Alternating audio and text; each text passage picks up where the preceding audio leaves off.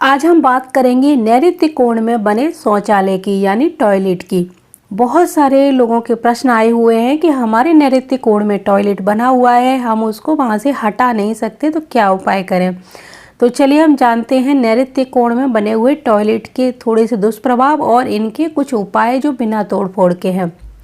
शौचालय का दक्षिण पश्चिम दिशा में बनना अच्छा नहीं होता है। यह दिशा शौचालय के लिए बिल्कुल भी उपयुक्त नहीं है, परंतु मजबूरी बस यहाँ पर टॉयलेट बन जाता है तो आपको बहुत सारी परेशानियाँ देखने को तो मिल रही होंगी। क्योंकि अब आपको परेशान होने की ज़रूरत नहीं है, मैं कुछ उपाय आपको बताने जा रही हूँ जिनको करिए। यहाँ एक बात और कहना चाहूँगी कि समस्या का पूरा निदान तो नहीं हो सकता, लेकिन हाँ, आपकी समस्याओं में कुछ कटौती यानी कमी आना शुरू जरूर हो जाएगी। दक्षिण पश्चिम दिशा का तत्व होता है पृथ्वी तत्व, और यदि वहाँ पर शौचालय बन जाए तो वहाँ पर जल तत्व आ जाता है, जिसके कारण पृथ्वी तत्व कमजोर पड़ जाता है और हमें विभिन्न प्रकार की परेशानियों का सामना करना पड़ता है।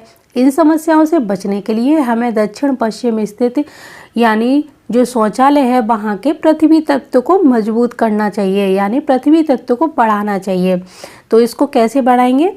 हमें दक्षिण पश्चिम में जो शौचालय बना हुआ है वहाँ पर पीले या फिर भूरे रंग की टाइल्स लगवानी चाहिए, यानी पीले रंग का उपयोग करना चाहिए। वहाँ पीला बल्ब भी जला सकते हैं, पीला पेंट कर सकते हैं। नैऋत्य कोण में बने हुए टॉयलेट के अंदर आप 1 कटोरी साबुत समुद्री नमक भरकर रखें। नैऋत्य कोण में बने टॉयलेट में आप किसी इंडोर प्लांट को लगा सकते हैं। जो प्लांट हमारे घर में बिना धूप के रह सकते हैं, तो आप छोटे छोटे गमलों में इस तरह के कुछ प्लांट लगा सकते हैं, जैसे कि वो नकारात्मक ऊर्जा को पूरे घर में फैलने से रोकें। जो इंडोर प्लांट होते हैं वो नकारात्मक ऊर्जा को सोखते हैं और इससे जो शौचालय का जल तत्व है वो भी कमजोर होता है। शौचालय के अंदर कांच के प्याले में आप फिटकरी भर कर रख सकते हैं और इस फिटकरी को हर 10-15 दिन बाद धोकर वापस रखें। इससे आपकी जो समस्या है उसमें थोड़ी सी कटौती होना शुरू हो जाएगी। इसी तरह जो नमक आप रखेंगे उसको भी 10-15 दिन बाद बदल दीजिए। टॉयलेट के अंदर जो पुराना नमक रखा हुआ है उसको वॉश बेसिन में ही डाल दीजिए, जिससे कि जब हम उस पर हाथ धोएंगे तो बार बार हाथ धोने से वो नमक धीरे धीरे गलकर अपने आप ही समाप्त हो जाएगा और नया नमक आप फिर से कांच के बाउल को अच्छे से धोकर भर के रख दीजिए। पुराना जो नमक है उसको घर के बाहर या टॉयलेट के अंदर ना फेंकें, इससे बहुत बड़ा दोष लगता है।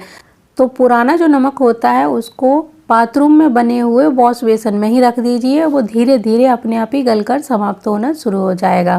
तो कुल मिलाकर हम कहें कि हमें जो दक्षिण पश्चिम में स्थित शौचालय है उसके पृथ्वी तत्व को बढ़ाना चाहिए और जल तत्व को कमजोर करना चाहिए। जब तक यहाँ का जल तत्व कमजोर नहीं होगा और पृथ्वी तत्व मजबूत नहीं होगा, तब तक इस दिशा के सुखद प्रभाव हमें देखने को नहीं मिलेंगे।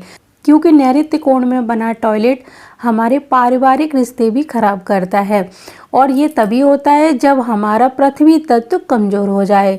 जब हमारा पृथ्वी तत्व कमजोर हो जाता है तब घर परिवार, दोस्त, मित्र, रिश्तेदार या पड़ोसी, इन सब से हमारे रिश्तों में अपने आप ही दूरियां या कटुता आना शुरू हो जाती है। तो अपने घर के पृथ्वी तत्व यानी नैऋत्य कोण को मजबूत करिए। वहाँ किसी प्रकार का जल तत्व नहीं होना चाहिए। यहाँ तक कि यहाँ पर नीला और काला रंग भी यही वास्तु दोष उत्पन्न करता है। तो मुझे पूरी उम्मीद है ये जानकारी आपको जरूर अच्छी लगी होगी।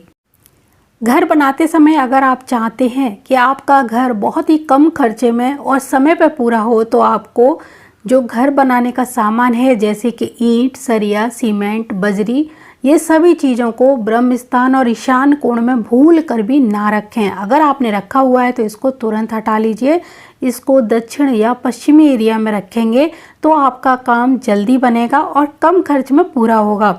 अगर आप ईशान कोण और ब्रह्म स्थान में ये सभी चीज़ें रखते हैं तो आपको आर्थिक नुकसान होगा। ठेकेदार भी या फिर लेबर भी काम छोड़कर जा सकती है।